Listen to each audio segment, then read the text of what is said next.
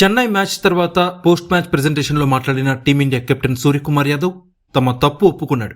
జింబాబ్వేపై విజయం సాధించినా తమ బౌలింగ్ ఆశించిన స్థాయిలో లేదని సూర్యకుమార్ యాదవ్ తెలిపాడు. బంతితో ఇంకాస్త మెరుగ్గా రాణించాల్సిందని అభిప్రాయపడ్డాడు. టీమిండియా ఫ్యాన్స్ కూడా సోషల్ మీడియాలో ఇదే అభిప్రాయాన్ని వ్యక్తం చేస్తున్నారు.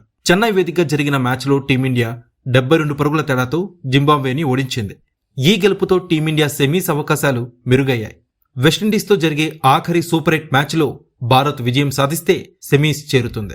ఇక మ్యాచ్ అనంతరం తమ విజయంపై మాట్లాడిన సూర్యకుమార్ యాదవ్ బ్యాటర్లు అద్భుత ప్రదర్శన కనబరిచారని చెప్పాడు. సౌత్ ఆఫ్రికాతో ఓటమిని మరిచి ఈ మ్యాచ్కి సిద్ధమైనట్టు వెల్లడించాడు. గత మ్యాచ్తో పాటు గ్రూప్ స్టేజ్ జ్ఞాపకాల్ని పక్కన పెట్టి ముందుకు సాగాలి అనుకున్నాం. మా వీడియో ఎనలిస్ట్ బ్యాటర్లు బౌలర్ల కోసం ఒక ప్రత్యేక స్లైడ్ని సిద్ధం చేశారు. అందులో గత ఏడాది కాలంగా మేం ఎంత బాగా రాణించామో హైలైట్ చేసి చూపించారు. దాంతోనే మేము సానుకూలమైన మైండ్ సెట్తో ఈ మ్యాచ్లో బరిలోకి దిగాం. జింబాబ్వేతో పోరులో బ్యాటర్లందరూ తమ వంతు సహకారం అందించడం చాలా సంతోషంగా ఉంది. బ్యాటింగ్ పరంగా మా ప్రదర్శనలో ఎలాంటి లోటు లేదు. కానీ బౌలింగ్లోనే మేం ఇంకాస్త మెరుగ్గా రాణించాల్సి ఉంది. కానీ గెలుపే కాబట్టి ఈ విజయాన్ని స్ఫూర్తిగా తీసుకొని ముందుకు సాగుతాం. వెస్టిండీస్తో మ్యాచ్కి ముందు మా లోపాల్ని ఖచ్చితంగా సరిదిద్దుకోవాలి. ఇక జింబాబ్వే బ్యాటర్ల ప్రతిభని నేను తక్కువ చేయాలి అనుకోవడం లేదు. వారు చాలా అద్భుతంగా బ్యాటింగ్ చేశారు. పిచ్ బాగున్న మాట వాస్తవమే.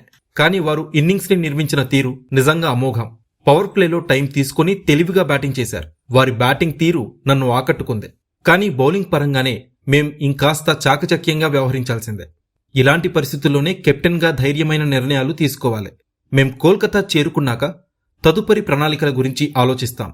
ప్రస్తుతానికి ఈ విజయాన్ని ఆస్వాదిస్తూ ప్రశాంతంగా ఉండడమే మా ముందున్న పని అని సూర్యకుమార్ యాదవ్ చెప్పుకొచ్చాడు.